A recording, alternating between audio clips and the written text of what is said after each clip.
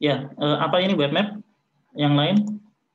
Seandainya saya punya peta RBI, saya scan, kemudian saya taruh di blog saya, apakah itu WebGIS atau web map?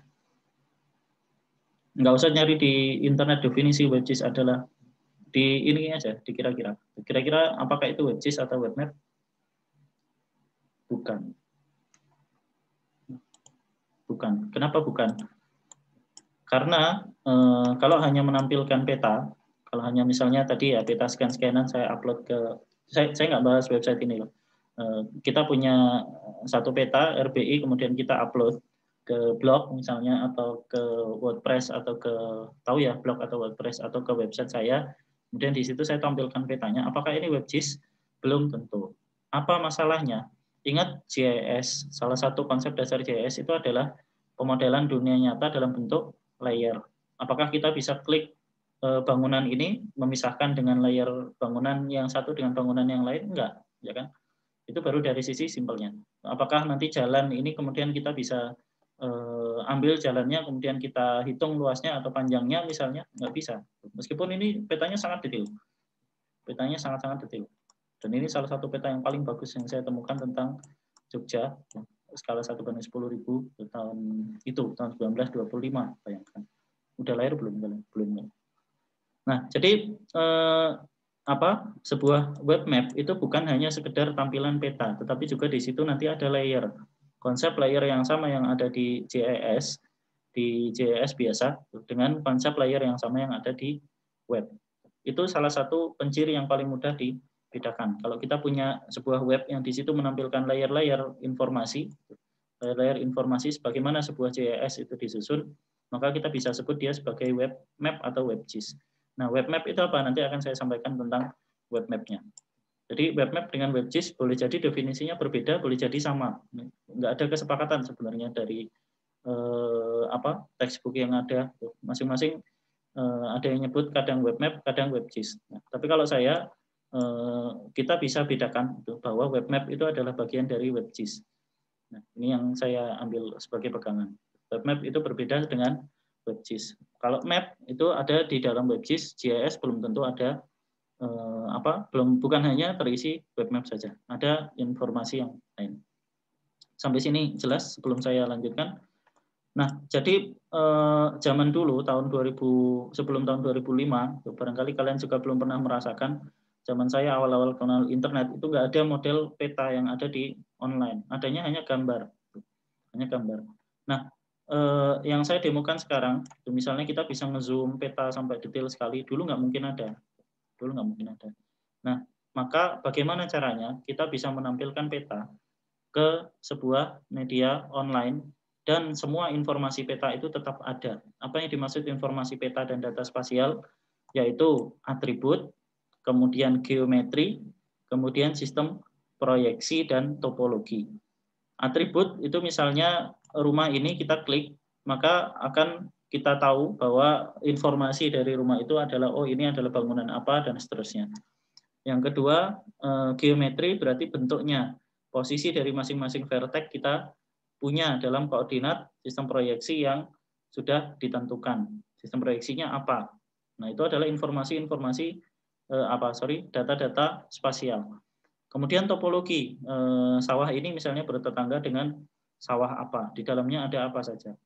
Nah, itu adalah unsur-unsur GIS yang kalian pelajari di mata kuliah SIG yang harus ada di sebuah web GIS. Sehingga kita nggak bisa nyebut sebuah website yang sekedar nampilkan peta, pokoknya peta online itu belum tentu adalah sebuah web GIS. Nah, kurang lebih seperti itu penjelasan tentang web GIS. Sehingga dulu di awal kuliah saya sampaikan kita masuk ke dunia web itu seperti kita masuk ke dunia lain, dunia cermin yang sama sekali berbeda. Ada konsep-konsep yang biasanya kita kenal di kuliah sebelum ini tentang layer, tentang apapun itu ternyata juga kita jumpai itu di web. Ternyata kita jumpai juga di web, tetapi dengan tampilan atau dengan prinsip yang sedikit berbeda. Ya, di sini saya akan jelaskan satu slide dari orang, jadi saya nggak bikin slide ini sendiri. Sebelumnya layar saya udah terlihat belum? Sudah, Mas. Sudah, Pak. Ya, saya lanjutkan.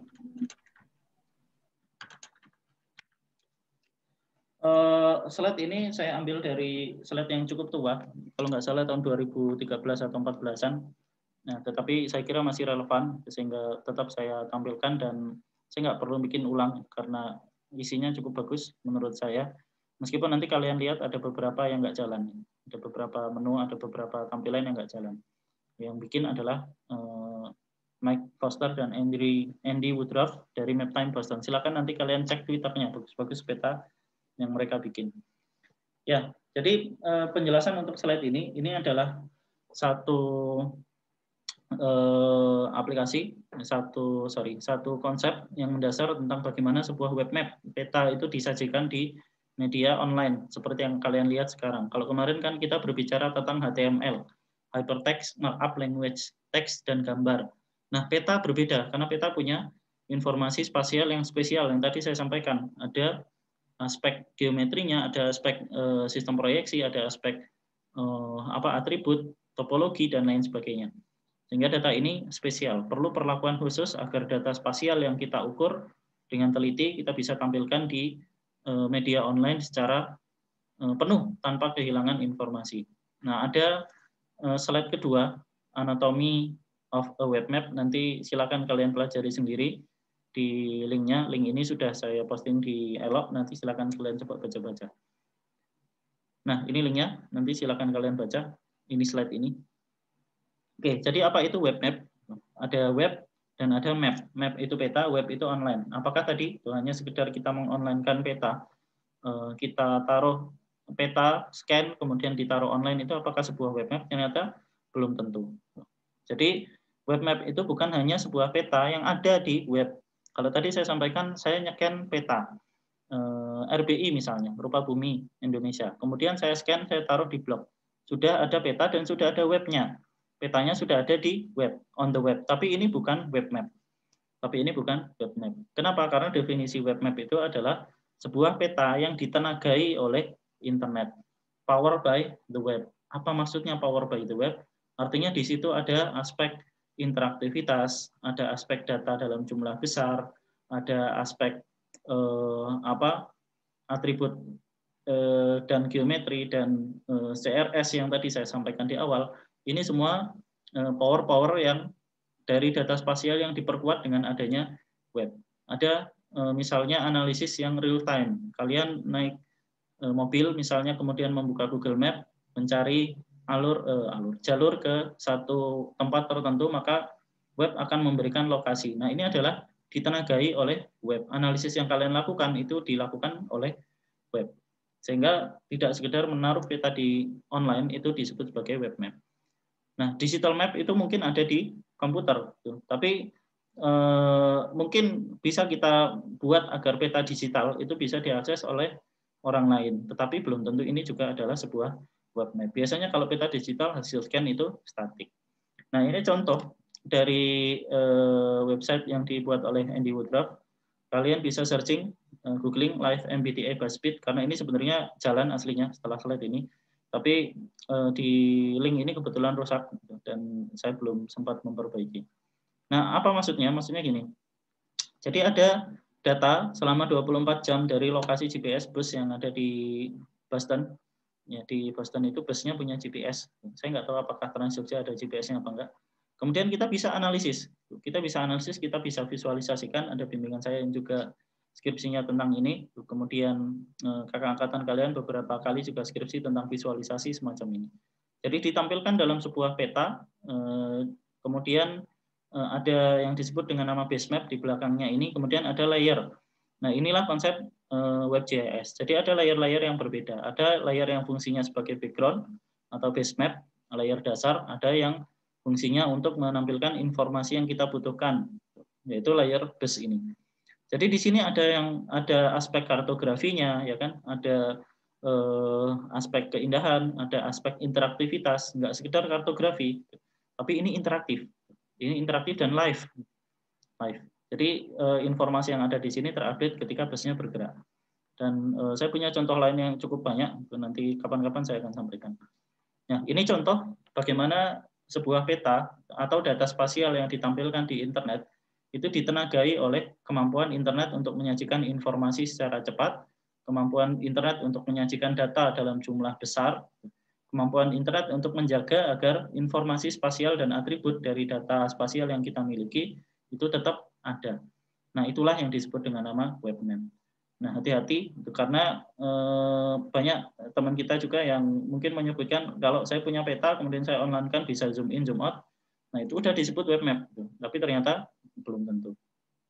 Ya, jadi webmap itu tergantung pada internet. Biasanya dia interaktif dan tidak selalu self-contained, artinya datanya dinamis biasanya. Kalau kalian perhatikan di sini ada istilahnya interaktif dan statis, interaktif dan tidak interaktif, kemudian ada yang namanya dinamis dan statis. Dinamis itu artinya datanya mungkin tidak hanya berasal dari peta itu. Kita lihat ini datanya misalnya. Nah, data ini misalnya ini real time terupdate kalau misalnya ada bus yang lewat, gitu kan, kemudian ada data baru yang dimasukkan. Jadi datanya dinamis. Interaktif karena ketika kita klik nanti kita bisa lihat informasi busnya. Kemudian kita bisa zoom in, zoom out, kita bisa gerakan mouse untuk melihat informasi yang lain. Nah, itu interaktif. Jadi bedakan antara interaktif non interaktif dengan statis dan dinamis. Statis lawannya dinamis terkait dengan datanya, apakah dia terupdate atau enggak. Interaktif terkait dengan apakah kita bisa berinteraksi sebagai pengguna dengan elemen-elemen yang ada di web map itu. Nah, ini contohnya seperti ini. Oh, ternyata bisa. Contohnya seperti ini. Ini datanya nggak muncul. Iya, karena API-nya sudah lama. Jadi sebenarnya mestinya ada data seperti ini, kemudian ada kartografinya. View, yesterday, view, dan seterusnya. Nah, ini adalah contoh sebuah web map. Ini interaktif, datanya dinamis kalau tampil ya. Tapi karena ini nggak tampil karena udah 2013 ini belum terupdate API-nya. Kayaknya API-nya udah berubah. Saya bisa zoom in, zoom out. Kemudian ini adalah tampilan peta dasar. Nah, dari sini kita coba lihat bagaimana sih cara kerja sebuah web map. Bagaimana web map itu ditampilkan di internet. Yang pertama ada namanya MapQuest. Ini sekitar tahun 2000-an, 2000 awal. 2000, 2001 atau 2002 saya lupa. Ada yang namanya MapQuest. Apa itu MapQuest? Tampilannya ya peta dalam bentuk hampir seperti scan-scanan. Jadi ini kalau nggak salah ingat ini dibuat dengan SVG ya, saya lupa. Udah lama, bentuknya tampilannya seperti ini. Jadi hanya peta, kemudian nanti bisa diklik, nanti muncul informasinya. Ini aja udah luar biasa waktu itu. Ini udah luar biasa. Tapi cakupannya terbatas, kemudian informasi yang ditampilkan tidak banyak, dan aspek spasialnya juga terbatas. Aspek spasialnya terbatas. Nah, 2005 Google kemudian muncul seperti ini, menyajikan sebuah peta, tampilannya awalnya seperti ini, bayangkan Google 2005. Kemudian di sini ada peta dengan informasi yang lebih lengkap, termasuk untuk arah driving direction. Jadi mereka sudah membuat analisis seperti ini di tahun itu. Nah, yang ditampilkan oleh Google ini disebut dengan nama Sleepy Map. Inilah konsep yang akan saya sampaikan di hari ini. Apa itu Sleepy Map? Sleepy Map itu adalah kalau sleepy itu kepleset, ya kan? Kepleset itu peta yang licin. Apa maksudnya Sleepy Map? Jadi Sleepy Map itu adalah peta yang dibagi-bagi dan dipecah-pecah menjadi tegel. Tegel itu apa ya? Tegel. Bahasa Indonesianya tegel itu apa? Bahasa Jawa saya di Gresik namanya tekel. Ubin, ya sorry. Ya Allah. Namanya ubin, ya Allah. Nah, jadi peta dunia itu kan ukurannya besar sekali.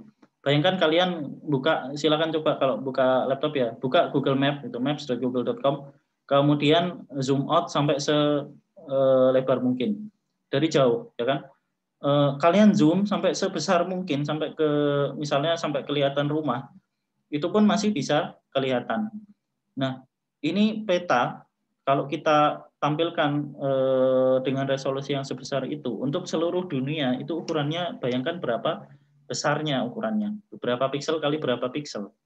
Nah, maka Google membuat satu konsep yang sangat penting. Ini penemuan Google yang dibuat di tahun 2005. Sebuah peta, lembar peta itu kita pecah-pecah aja menjadi kotak-kotak kecil yang nanti disusun pada saat dia dipanggil di browser.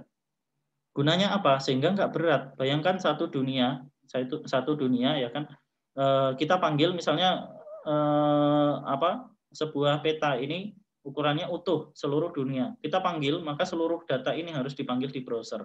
Tadi saya contohkan Bootstrap harus memanggil dulu file CSS dan JS ke browser agar bisa muncul tampilan Bootstrap di komputer kalian. Nah sama, di peta ini kan ketika dipanggil, saya demokan aja, ketika dipanggil maka dia akan di-download di komputer kalian. Saya demokan. Ketika kita buka Google Maps, nah kita lihat zoom-nya, ketika dia nge-zoom, dia juga memanggil dalam bentuk kotak-kotak. Kalau nggak percaya kita cek. Seperti biasa, andalan. Nah, apa yang dipanggil oleh Google pada saat saya melakukan zoom in dan zoom out dari masing-masing baris. Nah ini, yang dipanggil adalah tiling. Ini yang disebut dengan nama tiling, kotak-kotak kecil. Jadi ketika layar saya geser, ini sebenarnya formatnya vector tile. Jadi gambarnya mungkin nggak muncul di bagian sini. Ya, ketika saya panggil seperti ini, saya zoom ke tampilan yang berbeda, maka sebenarnya Google memanggil tile kotak-kotakan di bagian ini saja, di bagian yang tampil di layar saya. Ketika saya geser, baru dia memanggil tile itu. Nah, ini penemuan yang jenius waktu itu, menurut saya. Sehingga gambar itu nggak harus semuanya ditampilkan secara utuh. Kita mau geser aja, sebelum geser semua datanya harus ditampilkan dulu, berat. Makanya oleh Google kemudian dibuat ide tiling ini dipecah-pecah menjadi ukuran kecil-kecil. Nah, itu yang disebut dengan nama sleepy map. Bagian peta hanya yang tampil saja yang ditampilkan di browser pada saat dipanggil. Nah, tile itu biasanya adalah raster yang sudah dibuat dulu. Jadi kalau di Karto 2 kalian sudah belajar mengenai Mapbox ya, dengan menggunakan CSS kalian membuat tampilan, kemudian tampilannya berubah di tampilan Mapbox. Nah, apa yang terjadi? Sebenarnya yang terjadi adalah kalian sedang membuat tile. Jadi simbologi yang kalian terapkan itu kemudian dikonversi menjadi raster, barulah ditampilkan di browser. Jadi yang ditampilkan di browser kalian bukan vektor, tapi raster. Meskipun sekarang ada yang disebut dengan nama vector tile. Sekarang ada yang standar baru yang disebut dengan nama vector tile yang tadi saya sebutkan. Jadi sebenarnya yang ditampilkan oleh Google itu bukan lagi raster sekarang, tapi vektor. Kalau dulu masih raster. Nah, jadi tile itu dibuat dengan ukuran yang sama. Seluruh dunia, kalau kita ngambil tile dari satu base map istilahnya, dari satu base map yang modelnya OSM, dari yang modelnya Google, dari yang modelnya Citra Satelit, itu ukurannya sama pada zoom level yang sama. Sehingga kita bisa pasangkan seperti ini. Nah, ukurannya biasanya 256 kali 256 pixel dengan zoom levelnya sekitar 20-an. 20-ish, ini 20-an. Kalau kalian perhatikan, nanti ketika kita menggunakan leaflet, di Indonesia barangkali zoom levelnya maksimal sekitar 19. 20 itu udah nggak bisa lagi di zoom, nanti muncul filenya not available misalnya. Kalau kalian lihat di negara Eropa, barangkali ada yang sampai 22. 22, 23 mungkin masih ada. Jadi sampai kelihatan ke gangkangnya. Nah, jadi ukuran filenya kotak-kotak tadi itu 256 kali 256 pixel ukurannya. Semua tile ukurannya sama. Nah, kemudian kalau kita lihat alamatnya, nanti ini kalian kenal dengan istilahnya XYZ tiling. Z-nya itu bukan Z ketinggian tapi zoom. XYZ tiling. Format alamatnya adalah seperti ini. Pertama 14 ini adalah zoom level. Jadi pada zoom level tertentu, kemudian ada koordinat X, ada koordinat Y. 4955,6059 ini adalah sistem koordinat grid untuk zoom level 14 yang nanti menyatakan satu tile tertentu. Jadi kalau misalnya ada zoom level yang lain, misalnya zoom level 20, maka angkanya juga berbeda. Karena tilingnya berbeda pada zoom level yang berbeda. Ya, saya berikan ilustrasi lagi. Misalnya di Google Map ini. Ini adalah zoom level sekitar 15. Tahu dari mana? Ini ada tulisannya 15Z. Ya, jadi zoomnya sekitar 15. Kalau saya zoom lagi, 16, 18, ya kan? 21 sekian. Misalnya Saya pakai yang satelit. Nah, ini adalah zoom level ke 21 sekitar itu. Ini zoom level 21 di seluruh dunia itu jumlahnya pasti ada lebih banyak tilenya dibandingkan dengan zoom level 15 misalnya, ya kan? Karena kalau 15 daerahnya lebih luas yang bisa dicakup. Kalau kita zoom, maka daerah yang dicakup lebih kecil sehingga tile yang dibutuhkan untuk menyatakan zoom level 20 seluruh dunia itu lebih banyak. Nah, ini yang dimaksud dengan sistem koordinat ini tadi. Zoom level, kemudian X, kemudian Y. Nanti kita akan bahas ini lebih jauh ketika membahas mengenai GeoServer di setelah NIT.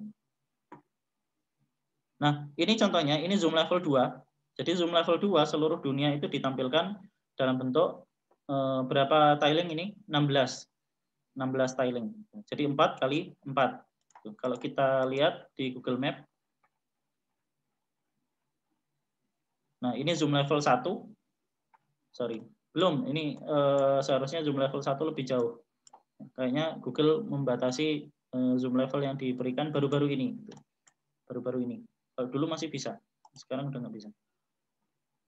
Ya. Jadi misalnya zoom level 2. Zoom level 2 menampilkan seluruh dunia. Nah, jumlah tile yang dibutuhkan adalah 16 tile, 16 kotakan.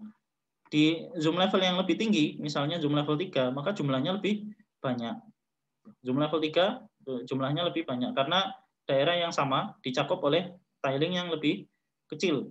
Dan seterusnya sampai ke zoom level 20 maka jumlahnya berapa? Jumlahnya berapa? Nah, ini. Zoom level Z 2 pangkat Z. Jadi kalau 2 pangkat 20 ya 2 pangkat 20 kali 2 pangkat 20. Berarti berapa? 4 kali 4 pangkat 20. Jumlah tile yang ada di zoom level 20 adalah seluruh dunia itu 4 pangkat 20. Itu yang disimpan di servernya Google dan kalian panggil ketika kalian buka Google Maps seperti ini, kemudian kalian zoom sampai ke level 20. Sampai di sini paham?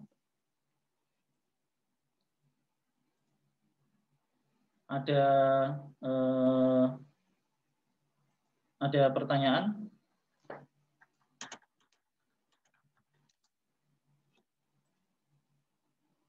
Ada? Oke. Oh, sorry. Ya, saya lanjutkan. Jadi zoom level 21 itu sampai 78 mil persegi. Berapa meter persegi itu?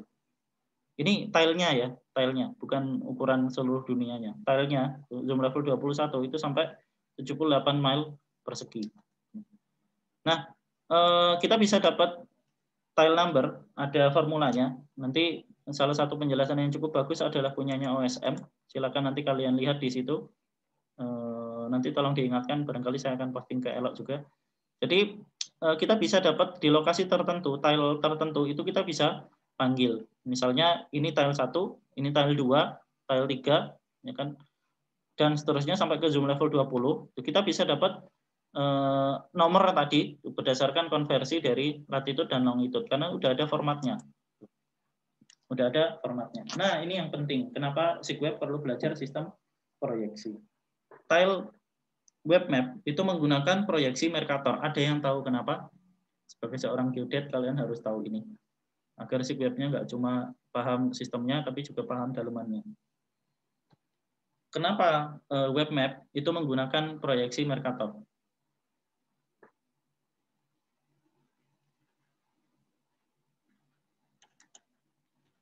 Ada yang tahu?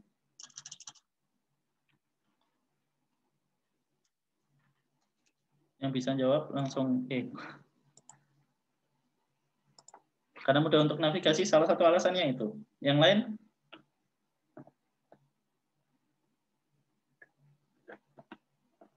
Ada yang tahu? Kenapa nggak pakai UTM? Kita balik pertanyaannya. Kenapa nggak pakai UTM?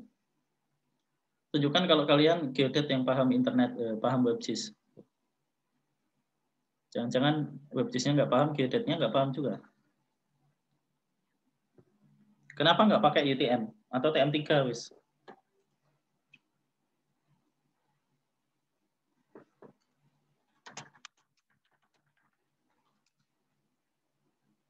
Kenapa? Nggak ada yang tahu. Tak tunjuk. Penting soalnya. Karena mencakup seluruh bumi. Iya, betul. Itu salah satu alasan yang lain. Yang lain. Tak tunjuk ya. Ada yang nggak mau ditunjuk?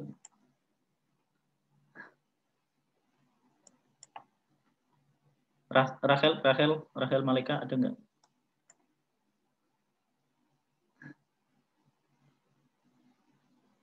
Ini seandainya kalian kuliah online gitu kan, kemudian ditinggal jalan-jalan, saya nggak masalah sebenarnya. Ya maklum kondisi pandemi. Di kelas saja kalian mainan HP. Ya. Nggak ada yang tahu. Sifatnya sistem proyeksi Mercator apa? Iya betul. Conform. Iya. Karena conform itu apa? Distorsi sudutnya minimal. Ya, distorsi sudutnya minim. Mercator itu dibuat oleh Gerardus Mercator di tahun 1600-an dulu untuk keperluan apa? Navigasi laut. Sehingga seluruh dunia itu bisa ditampilkan dalam bentuk seperti ini, dalam satu peta, satu lembar besar gitu. Kemudian pelayar zaman dulu itu menggunakan ini untuk keperluan navigasi. Kalau kalian lihat di sini ada garis-garis ini, ada yang tahu ini garis apa? Ini penting banget. PR, silakan dicari. Jadi garis-garis ini yang digunakan untuk menggambarkan peta secara akurat berdasarkan conform sudutnya, Nah, apa yang dijaga oleh conform? Distorsi yang dikurangi itu selain sudut apa?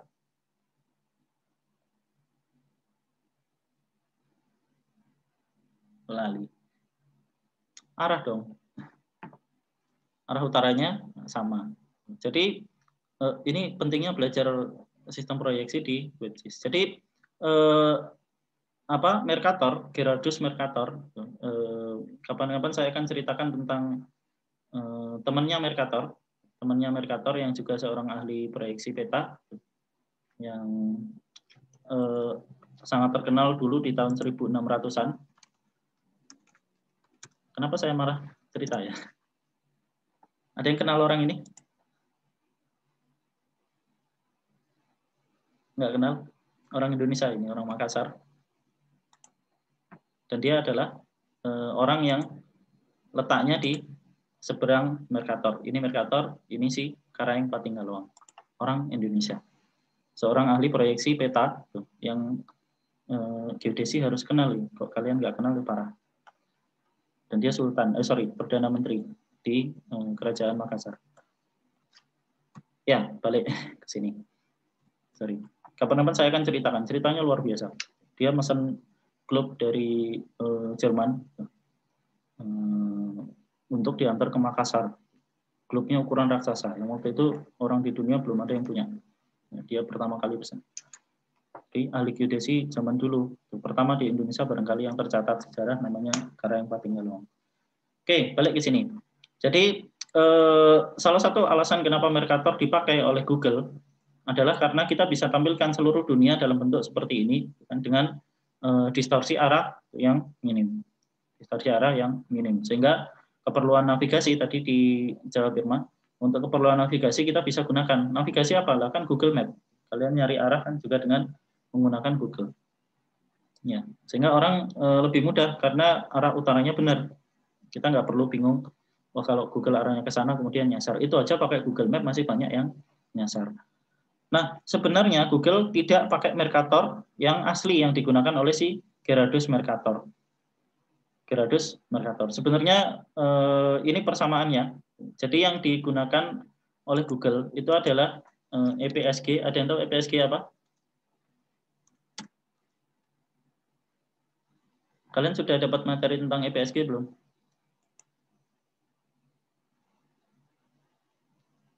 Udah? Ini kuliah hari ini agak lama ini karena saya pengen jelasin. Apa itu EPSG? Belum tahu? Serius? Sistem proyeksi yang kalian pelajari di proyeksi peta dulu itu punya identitas, punya ID. Seluruh dunia itu kan ada proyeksi macam-macam. Ya kan? Ada proyeksi macam-macam. Ada Indonesia aja ada berapa UTM dan ada berapa TM3. Itu baru UTM dan TM3. Belum yang geografik misalnya. Kalau sistem proyeksi geografik EPSG-nya berapa? Spherical Mercator. Ya, sorry, tadi nyampe mana? Geografik. Kalau geografik EPSG-nya berapa? Ada yang tahu? 4326. Saya sebenarnya pengen usul musola geodesi itu dikasih nama ini, Karang Patinggaloang. Belum kesampaian. Bukan ketua SKI. Tadi sampai mana? EPSG 4326. Yang kalian pakai di software, yang kalian pakai di QGIS, di ArcGIS itu kan ada namanya EPSG. Nah, EPSG ini menyatakan identitas atau ID atau identifier. Kalau WGS 84 itu berarti sistem proyeksi geografis. Yang satuannya adalah derajat. Satuannya derajat. Nah, ini penting sekali, nanti kalian barangkali bahas di mata kuliah Sikterapan ya, terkait dengan sistem proyeksi. Mungkin udah. Nah, untuk web, ada yang disebut dengan nama pseudo Mercator, EPSG 3857. Bukan Mercator, tapi pseudo Mercator. Mirip dengan Mercator, tapi bukan Mercator. Nah, nama lainnya disebut dengan nama ini 900913. Dari mana saya hafal? Karena ini adalah singkatan yang diberikan oleh EPSG untuk ini G, ya kan? OO, G, L, EPSG-nya Google. 900913 atau EPSG Google. Nah, inilah yang digunakan oleh Google untuk membuat dan menyatakan sistem koordinat yang dipakai di petanya. Jadi ini Google Map itu menggunakan sistem proyeksi pseudo Mercator ini, EPSG 900913 atau EPSG 3857. Sistem proyeksinya simple. Sistem proyeksinya simple. Kalau kalian pernah belajar UTM dan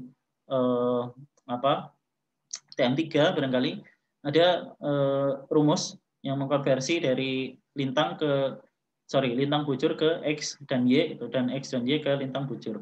Mercator sangat simpel dan ini salah satu alasan kenapa digunakan ya, meskipun sebenarnya aslinya lebih kompleks. Jadi X sama dengan bujur, jadi bujurnya sama.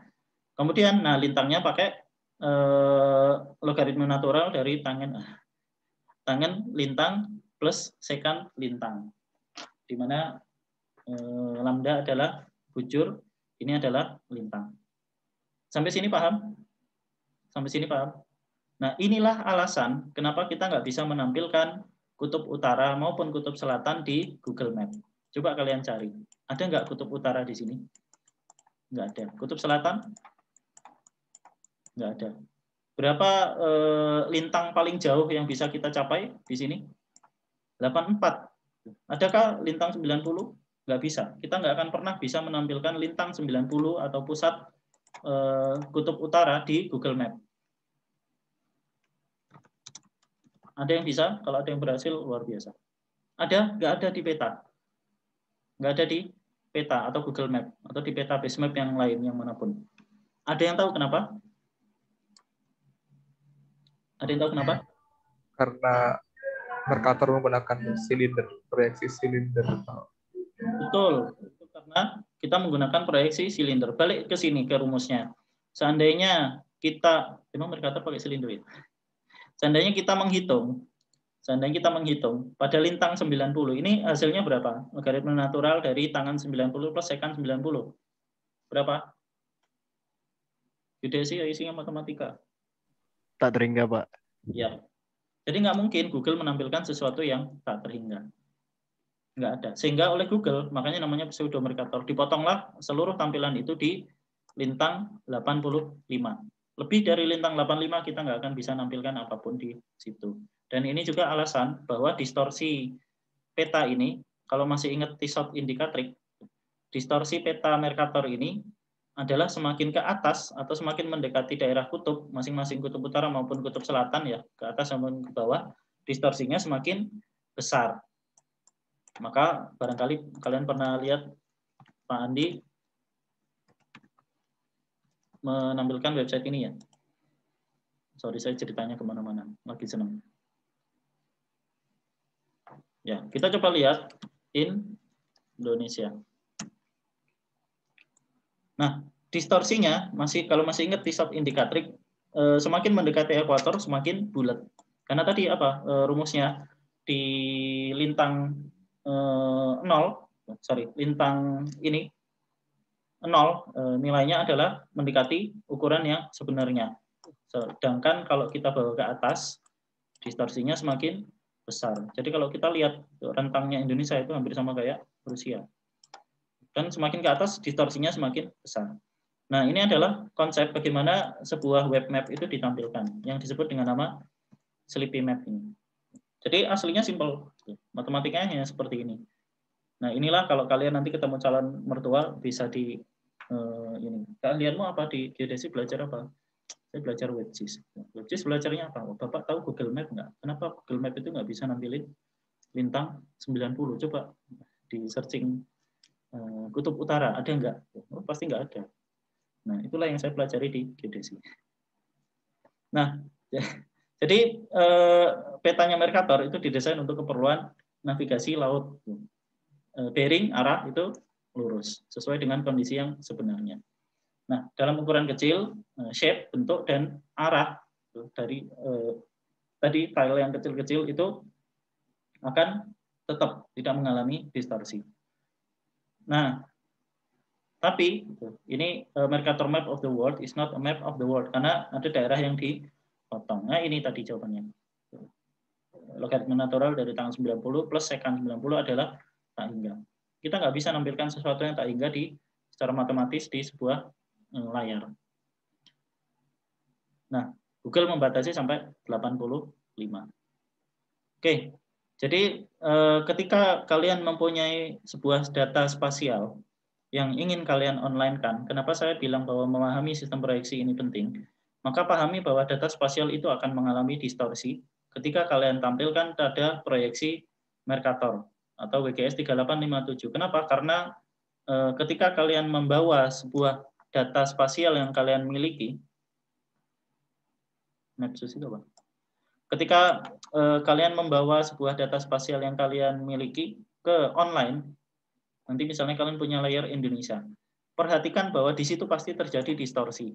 Pada sumbu apa? Sumbu terutama distorsinya akan lebih besar ke arah utara dan ke arah selatan. Hati-hati dengan sistem proyeksi pada peta yang ditampilkan seperti ini. Ada triknya nanti ketika kalian ingin menampilkan data dalam jumlah besar, kemudian tetap menjaga sistem proyeksinya, yang disebut dengan nama DGGS. Discrete apa sih? DGGS, saya lupa.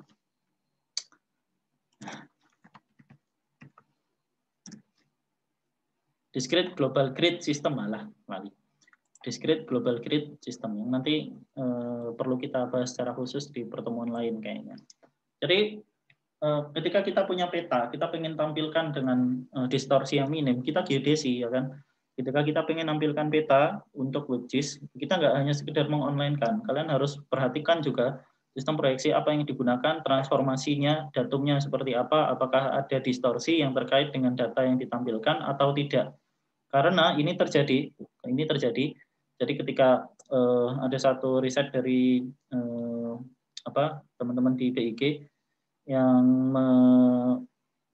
mencari batas wilayah berdasarkan versi Google. Kenapa? Karena Google ini yang banyak dipakai di daerah. Mereka ngacunya ke Google. Padahal ternyata distorsinya luar biasa. Nah, kalian harus paham ini. Nah, ini sebenarnya ada gamenya tapi di sini error. Jadi zoom level itu tidak sama dengan skala. Zoom level itu tidak sama dengan skala peta. Kalau kalian buka Google Map di bagian bawah, ini ada tinggi terbang. Itu bukan zoom level. Jadi zoom level itu berbeda-beda. Pada zoom yang sama di zoom 20 di Jogja dengan zoom 20 di Kalimantan, barangkali yang ditampilkan berbeda. Barangkali yang ditampilkan, yang muncul berbeda. Karena ini berbeda dengan skala. Karena konsep yang tadi, zoom level dibuat dari skala yang paling kecil ke skala yang paling besar, kemudian dibagi-bagi menjadi 256 kali 256 pixel. Ukurannya sama 256 kali 256 pixel. Tapi satu pixel di lokasi yang lain ternyata berbeda dengan satu pixel di lokasi yang lain. Maka hati-hati kalau kalian pakai Google Map satelit, kemudian kalian gunakan untuk keperluan apa? Sesuatu yang terkait dengan ukuran, size. Contohnya apa? Kalau misalnya ada orang tuanya atau kakaknya yang kerja di BPN, hati-hati untuk menggunakan ini untuk keperluan pemetaan peta dasar. Ya, peta dasar aja. Jangan dipakai untuk keperluan teliti. Hati-hati. Sebagai geodesi kalian nggak boleh jatuh ke kesalahan seperti ini. Ya, jadi hati-hati dengan sesuatu yang menggunakan tampilan atau analisis yang terkait dengan luasan di sebuah web map. Nah, tadi saya sampaikan tentang web map itu bukan hanya satu tile di layer yang base tadi, ada yang namanya base map. Nah, itu yang disebut dengan nama tiling tadi. Dan ada yang disebut dengan nama feature layer, layer fitur, sesuatu yang bisa kita interaksikan. Nah, ini yang disebut dengan nama tile. Jadi latar belakang yang ada di sebuah peta web map, Google Map, yang lain-lain OSM itu adalah yang disebut dengan nama tiling atau sleepy map tadi atau base map istilahnya. Seperti ini. Nah, ini istilahnya yang di belakang layar ini adalah base map. Nah, ini sesuatu yang bisa kita interaksikan, bisa kita klik muncul informasinya, kita geser-geser, ada informasi geometrinya. Ini disebut dengan nama feature layer. Feature layer itu macam-macam. Nanti bisa dari SHP. SHP kalian masukkan ke dalam sebuah peta misalnya. Nah, ini WebGIS.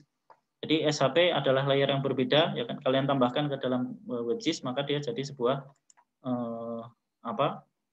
fitur.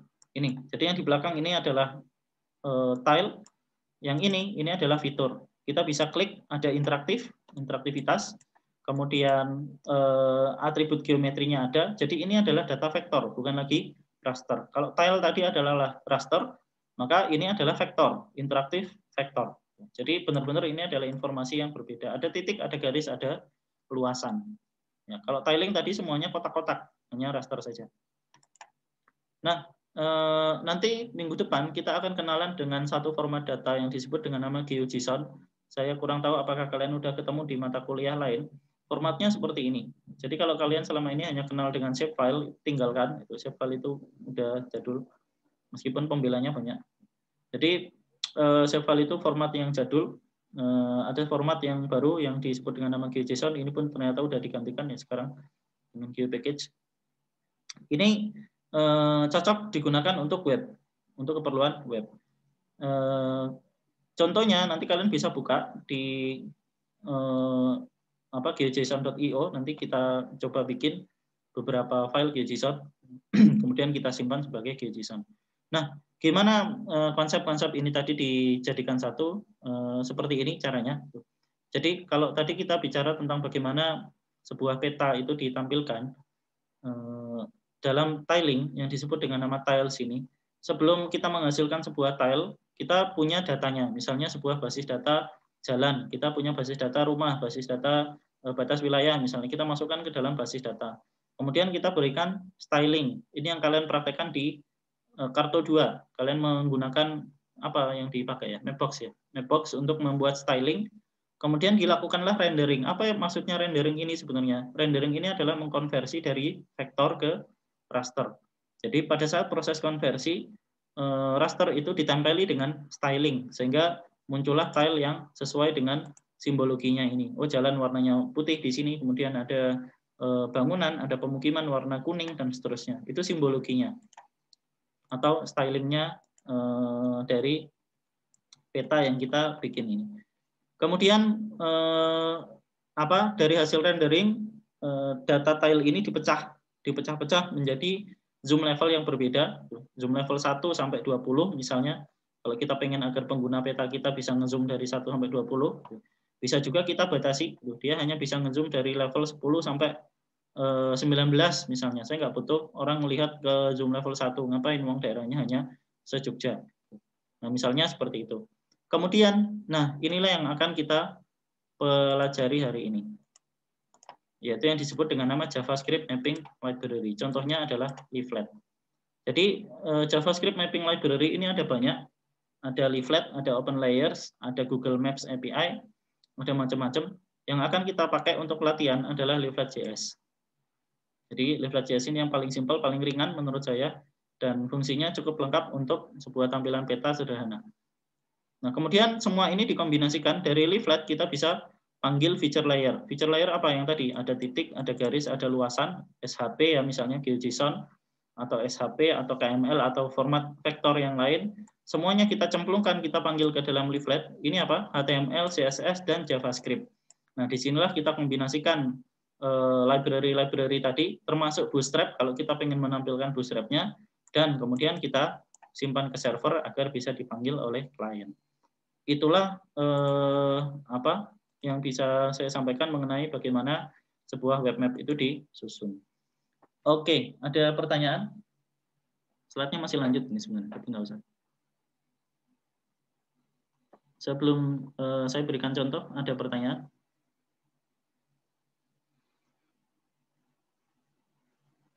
Nggak ada.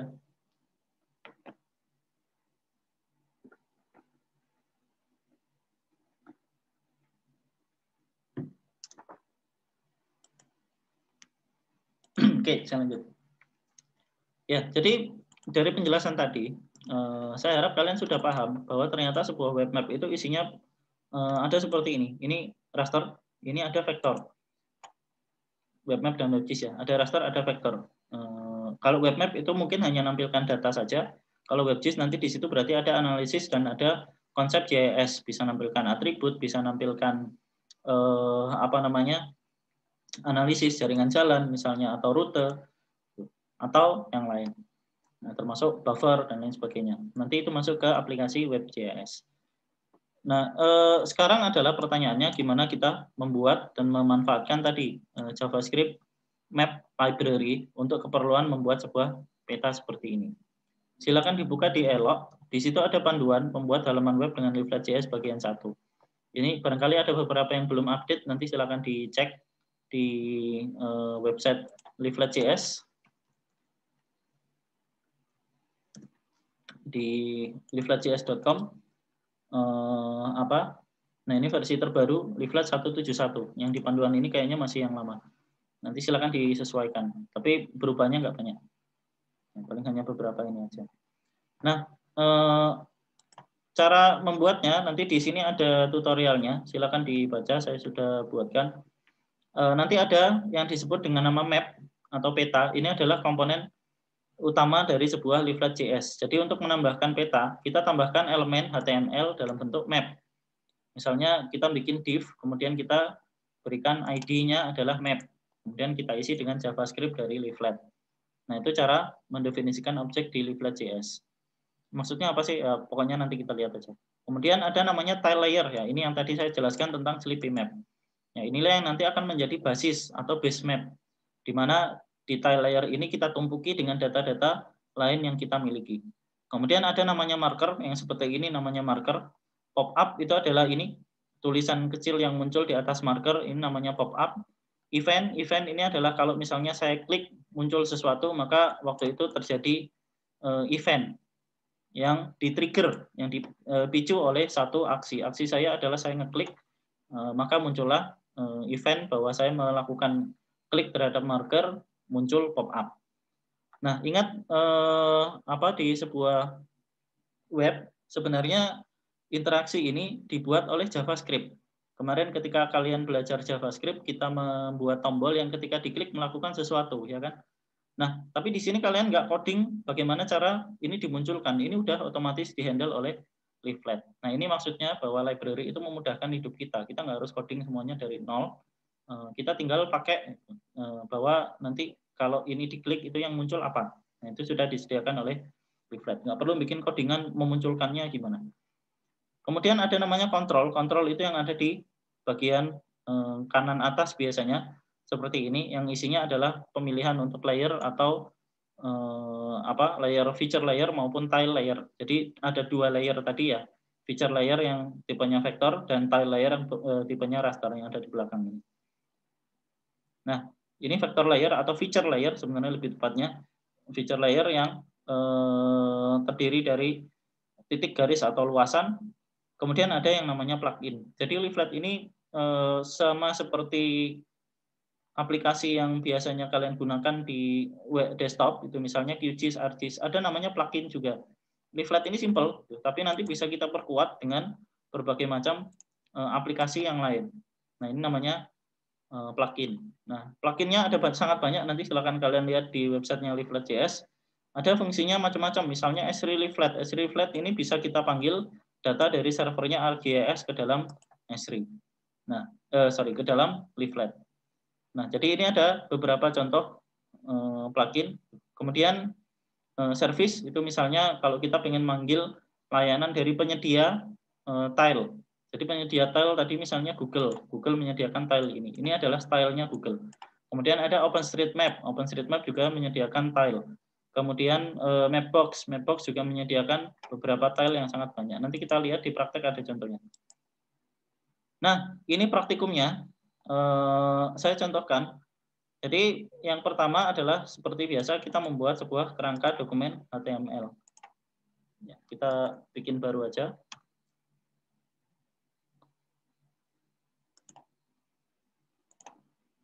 Jangan sudah ada di sini. Ya. Oh, sorry.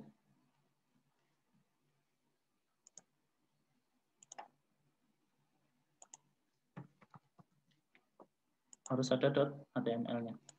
Nah, ini adalah kerangka atau istilahnya scaffolding, kerangka yang bisa kita masukkan apapun nanti di sini sebagai sebuah dokumen HTML. Kayak kemarin kita bikin untuk JavaScript. Ini bagian head, ya isinya ada title, kemudian ada style.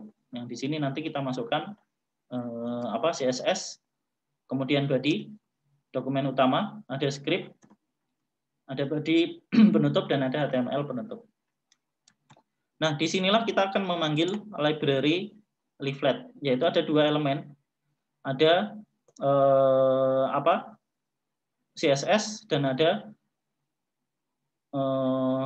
JS, ada CSS dan ada JS.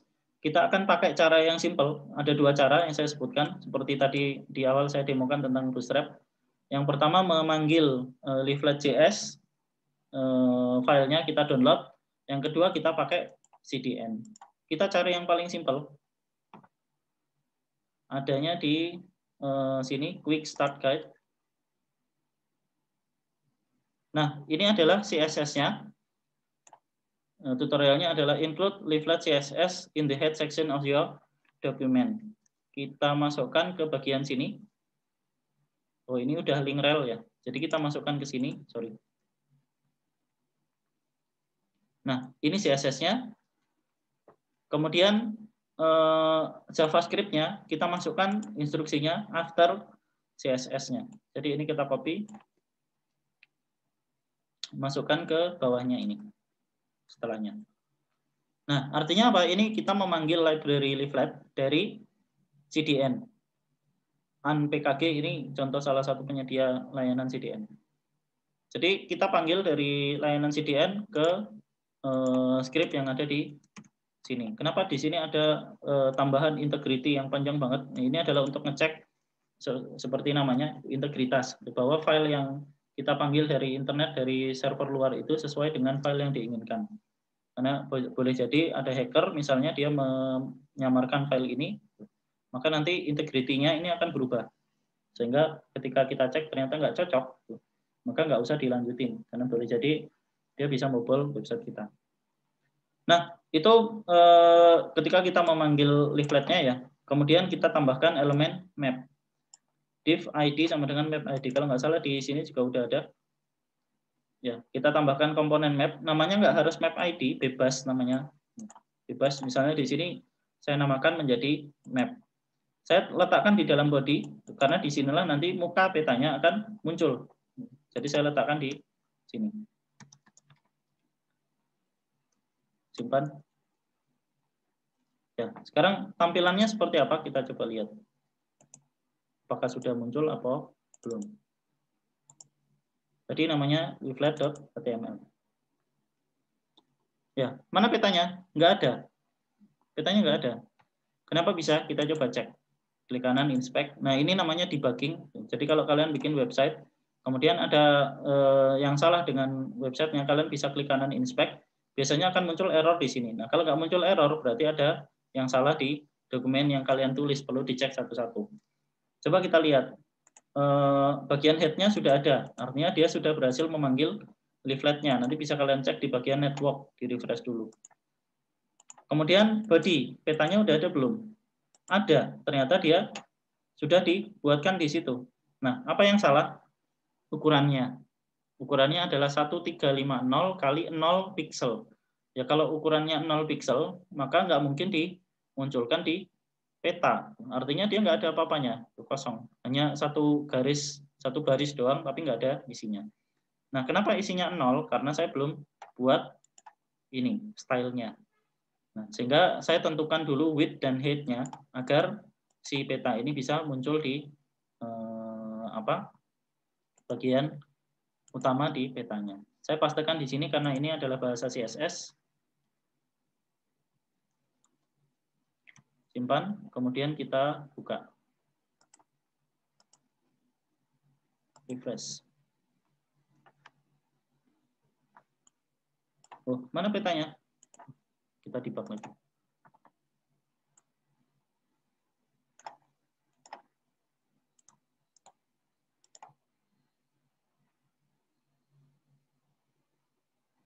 Ya, silakan sambil nyoba ya.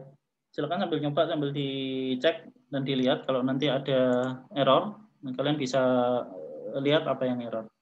Kita lihat, saya coba panggil, kemudian ternyata dia pending manggil dari website yang ada di CDN tadi. Oke, finish. Tapi kok petanya belum muncul.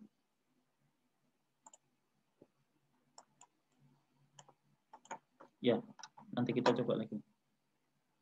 Oke, kita lanjut aja. Oh, sorry. Saya belum isi skripnya. Jadi ini baru CSS-nya, map-nya kosong, belum ada isinya. Karena saya belum tentukan map-nya itu lokasinya di mana.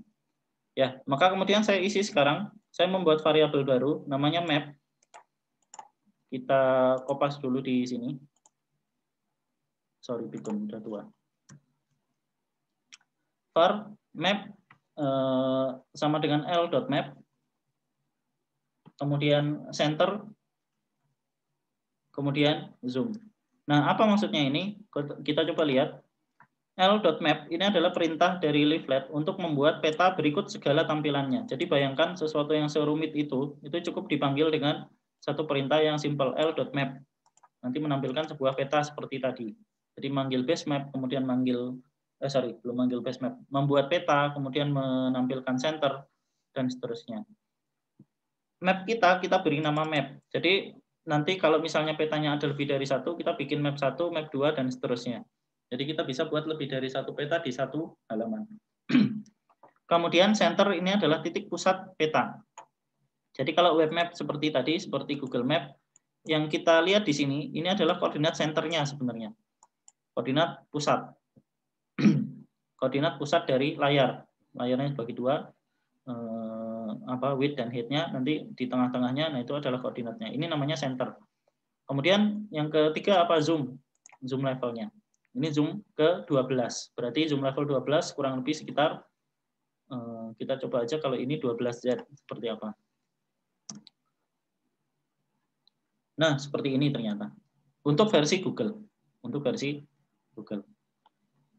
Tampilannya menjadi 12 zoom-nya ternyata terlihat seperti ini.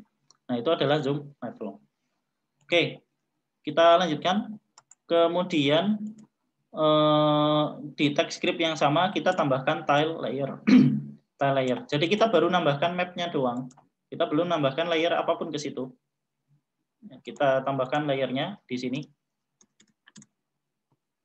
L.tile layer. Oke, kita coba lihat sekilas script dari L.tile layer ini. L.map berarti bikin peta. L ini singkatan dari leaflet. Maka kalau kalian nanti pakai open layer, misalnya shortcut ini berbeda. Objeknya nanti berbeda namanya, yaitu OL. Kemudian L.tile layer, kita bikin Sleepy Map. Sleepy Map-nya apa? Ngambil dari punya OSM, s.tile.osm.org. Nah, ini format yang tadi saya sampaikan, ada Z, ada X, ada Z, Y. Z-nya ini bukan ketinggian, tapi zoom. Zoom ke level berapa, X dan Y. Zoom ini bukan mengunci, tapi ini koordinat awal, zoom awal. Jadi zoom awalnya 12, nanti ketika saya rubah zoomnya, nanti dia akan merubah. Makanya di sini ada kurung kurawal, karena dia merupakan parameter. Dia bisa dirubah. X dan Y, koordinat tiling yang tadi. Kemudian attribution, karena ini kita ambil dari OSM, kita wajib masukkan ini. Ini harus seperti ini ya, nggak boleh kepotong. karena ini string, ini kutip, nggak boleh kepotong. Kemudian kita tambahkan ke dalam map. Map itu apa? Map adalah variabel berisi sebuah peta. Jadi .add to map. Maka kita tambahkan layer ini ke dalam map yang tadi sudah kita bikin. Oke. Sekarang kita coba cek. Ini di modul saya tulis saat ini peta sudah dapat ditampilkan. Benar nggak? Refresh. Nah, inilah petanya.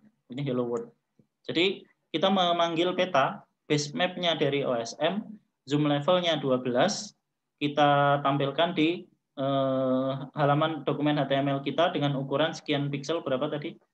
960 piksel kali 500 piksel. Inilah peta sebuah web map yang pertama kita bikin.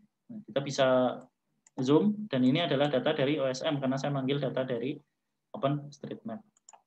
Nah, ini praktek untuk minggu ini. Silakan nanti dilanjutkan sampai kalian menambahkan marker, pop-up, dan lain sebagainya. Kemudian kalian pahami betul-betul konsep dari bagaimana leaflet itu memasukkan dan memanggil data dari sumber lain. Misalnya marker, pop-up ini dari mana munculnya. Kemudian kalau saya punya SHP, nanti silakan dicoba. Minggu depan kita akan coba pakai GeoJSON untuk menampilkan informasi itu. Oke, ada pertanyaan? Saya persilakan, saya beri waktu untuk bertanya.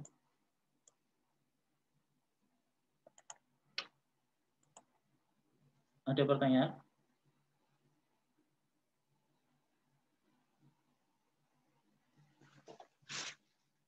Baterai saya habis, sorry.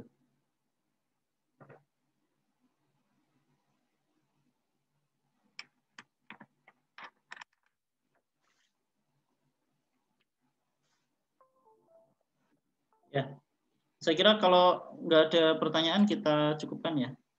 Baseband-nya bisa selain OSM, bisa banget. Sebentar, saya aktifkan lagi absensinya.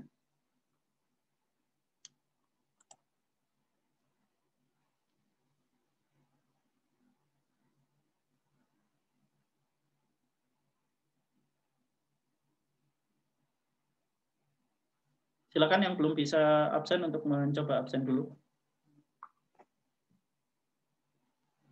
Ya, apakah base map-nya bisa selain OSM? Tadi saya sampaikan ada penyedia layanan atau istilahnya tile provider, penyedia layanan tile yang sudah menyediakan tiling agar kita bisa manggil.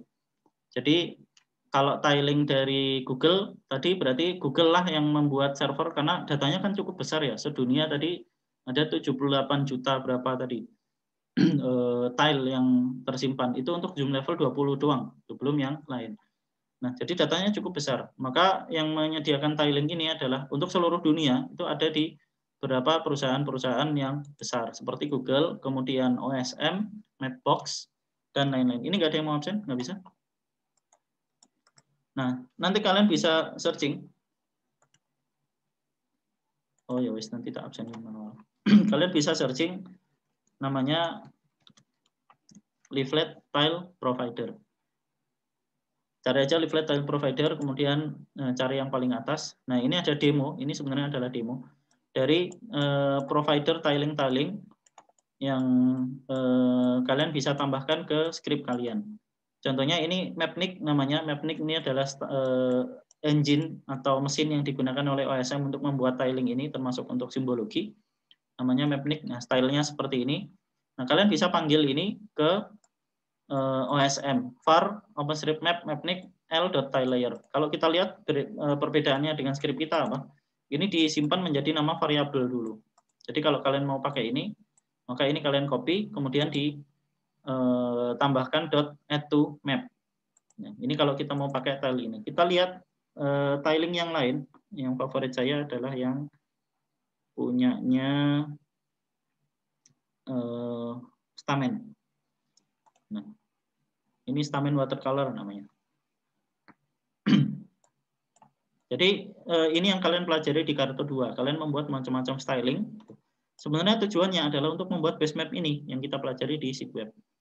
Jadi tujuan kalian styling base map yang kalian pelajari di mata kuliah Kartu 2 itu adalah untuk membuat ini.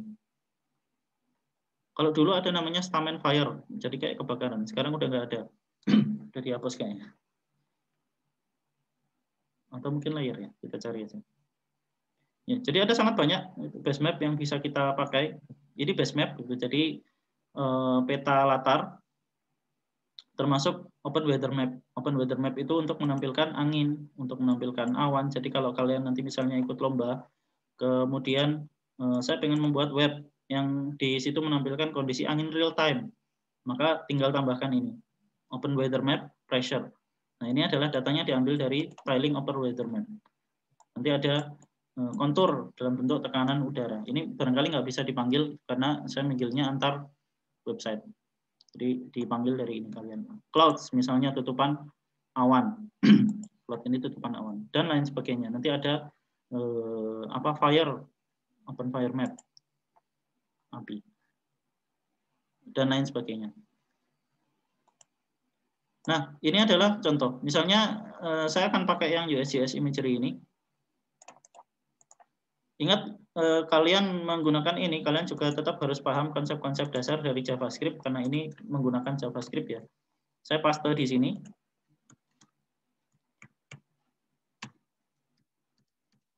Ya, saya paste di sini. Kemudian kita tidak serta-merta bisa menggunakan ini. Kira-kira apa yang perlu ditambahkan? Apa yang berbeda dari yang di atasnya?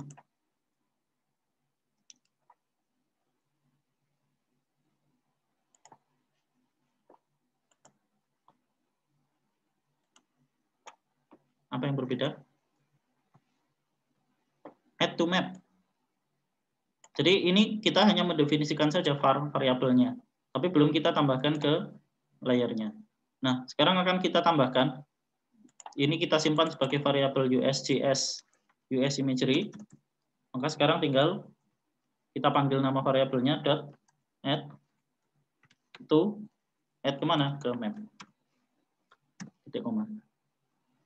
Nah, seperti ini. Kemudian ini kita matikan. Cara matikannya nggak usah dihapus. Cukup di komen saja. Nah, kita cek di halaman yang tadi kita bikin. Mana tadi?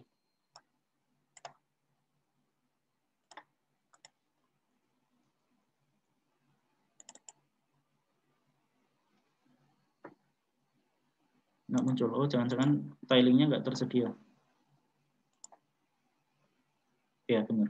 Tilingnya nggak tersedia untuk zoom level ini. Adanya di zoom level. Jadi zoom level 12 dia nggak ada. Nah, ini yang perlu diperhatikan. Nanti di sini kayaknya ada penjelasannya. Maksimum zoomnya 20. Nah, ternyata di Indonesia nggak ada. Nggak sampai 20. Nah, hilang di zoom level ini. Nggak tahu ini zoom level berapa. Oke, itu ya.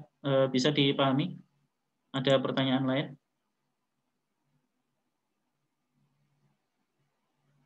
Dan satu yang perlu saya sampaikan juga, base map ini nggak harus kalian pakai dari punya orang. Gitu. Nggak harus kalian tiling ini, kan tadi saya sampaikan ini ukurannya besar, manggilnya dari punya Google. Iya, itu berlaku kalau misalnya kalian pengen cepat, itu nggak usah bikin tiling, dan misalnya kalian mau menampilkan peta seluruh dunia, maka kalian pakai tiling ini. Tapi kalau misalnya kalian punya citra satelit, sering saya pakai contoh ini. Misalnya kalian punya citra satelit tertentu, bisa nggak kita bikin tiling sendiri? Bisa aja. Nah, ini contohnya. Ini saya pakai leaflet, open layer. Kita matikan layer-layer yang lain. Layer petanya tak matikan aja. Nah, layer dasarnya ini dari mana? Dari Citra Klaten. Dari ini adalah tiling yang saya buat dari citra yang diberikan oleh PUPR Klaten. Saya pecah-pecah, saya bikin tilingnya, kemudian saya upload ke server, dan kemudian dipanggil di sini sebagai base map. Jadi yang namanya base map itu bisa aja dari misalnya Google Satelit seperti ini, hybrid, ya ini namanya base map. Kemudian Google Road Map, Google Terrain.